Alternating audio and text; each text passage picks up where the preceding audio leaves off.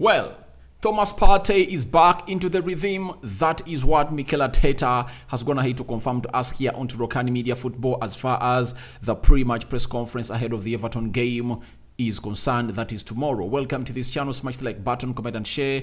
If at all you're watching us for the very first time, endeavor to subscribe to this channel so as not to miss out on stories that we do upload in here on the day. Now, I've gone ahead to pick out some crucial topics that he has gone ahead to talk about.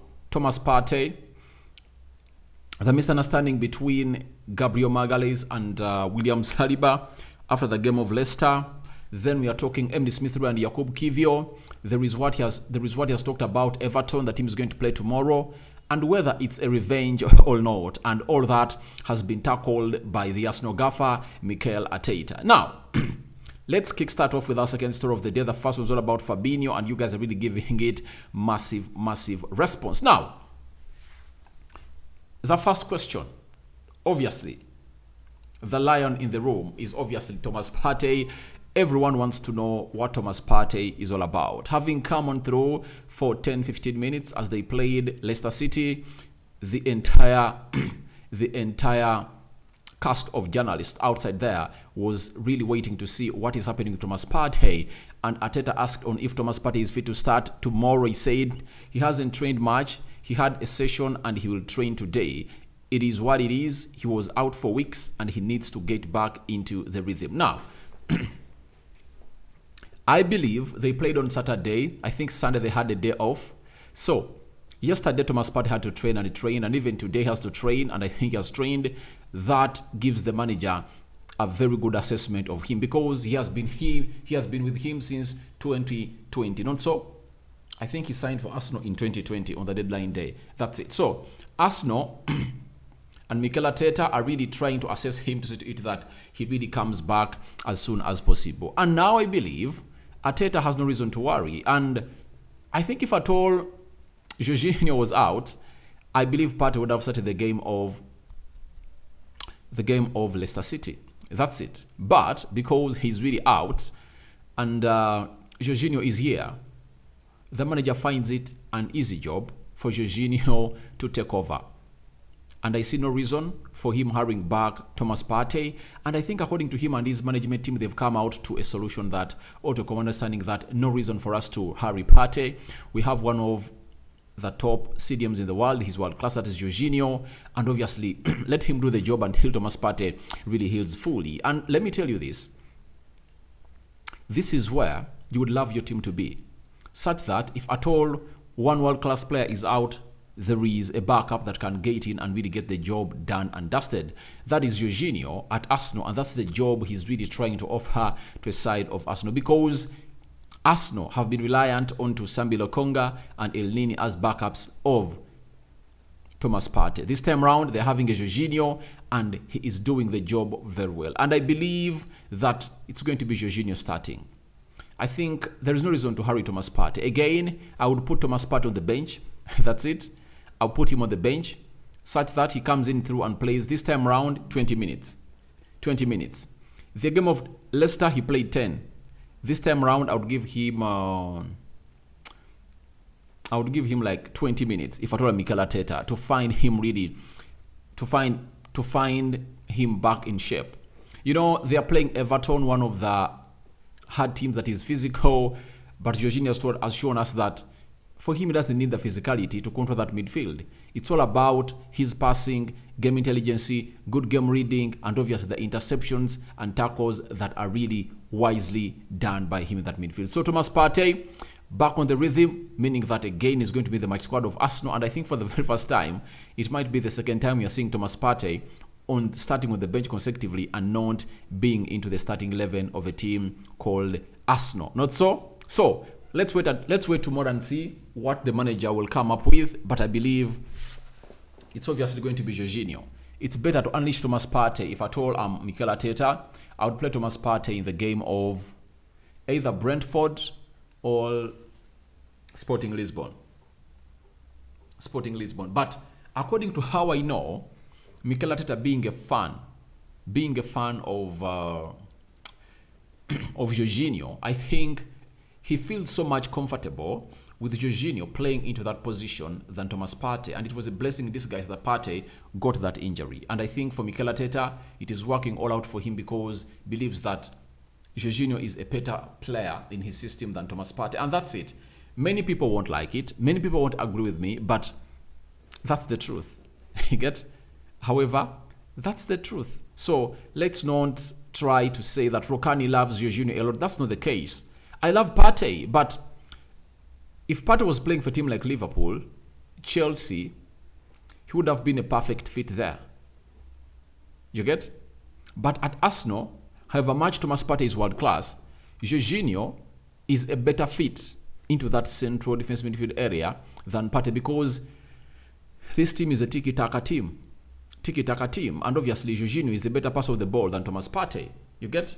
So, let's wait and see how that is going to come up in the game of Arsenal versus Everton tomorrow. But obviously, we'll be here letting you know what the managers are going to have to tell us. Now, after the game of Leicester City and Arsenal that ended 1-0 in favor of Arsenal, when the referee blew the last whistle, there are certain scenes of Saliba and Gabriel Magalhaes that looked nasty to the fans of Arsenal and people that have been seeing that video saturating all over social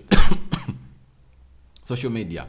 After that, Mikel Arteta has today really gone ahead to tamper to that. All has gone ahead to address that they are happy marriage. They are a happy marriage. They love playing with each other, but they are really demanding of each other, which is good. Everything is fine. Meaning that one was really complaining with the other, I think, addressing his issue, and maybe the other one never perceived him rightly. That's it. So he says they're a happy marriage. This season, they've played every Premier League game together. No Premier League game has seen Arsenal play without Saliba and Gabriel Magalhaes into that central, in that centre half position. That is it for Mikel Arteta, and it's confirming to us that they are really having a happy marriage. And what you saw in between them was because they are too demanding of each other. Arteta again went ahead to say the following: that I don't want robots. I want players with feeling, with passion, that they demand more from each other and that they have chemistry. And those two, Gabriel and Saliba, certainly have that chemistry on and off the field. So it shows you that Arteta was okay with that, because if you're not having players that are really demanding themselves every time, then that means they are not hungry enough. In the game of Manchester United versus Newcastle, to take you back a little bit, Bruno Fernandes, towards the end of the game, sat down a defender and he had two players to pass that ball to, either Sancho or Scott McTominay, well positioned, and they would have gone ahead to bury that ball into the back of the net. But guess what happened? He went in for solo effort or selfish effort, and the goalkeeper Karius saved Newcastle on the day from conceding a third goal. Now, after that game of football, Casemiro goes back to Bruno Fernandes and tells him, you wouldn't have done that. You were supposed to pass that ball to Sancho. And that was elite mentality. Elite mentality. And I think this is what Mikel Arteta is talking about here, that these players are really having an elite mentality that they don't even welcome a silly mistake. So I think the breakout really looked nasty, but he tells us that these are brothers. They know themselves together, and they keep playing better and better and better together at the club of Arsenal. So that is what he said about the two defenders that really found themselves in the position of looking like they're really criticizing one another or slating one another. After that, we go to a side called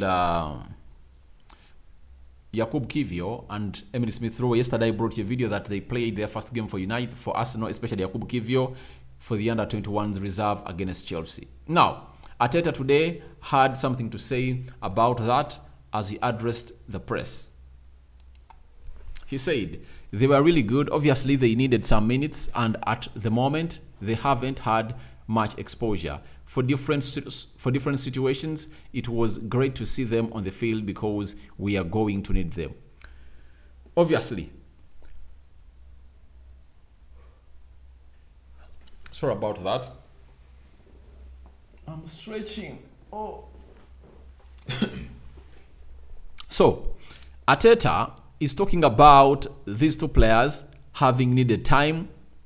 So he gave them playing minutes, and he knows what they are really good at. But for me, the person that caught my eye was Kiwior. The passes he did, he has a long range pass on him, and he's fast, strong, and a very good tackler of the ball, and he wins aerial duels a lot. That is Yakubu Kiwior. But for Yakubu Kiwior coming in through, I think Gabriel Magalhaes should be ready for his position to be taken, because this player is young and obviously far much better than him.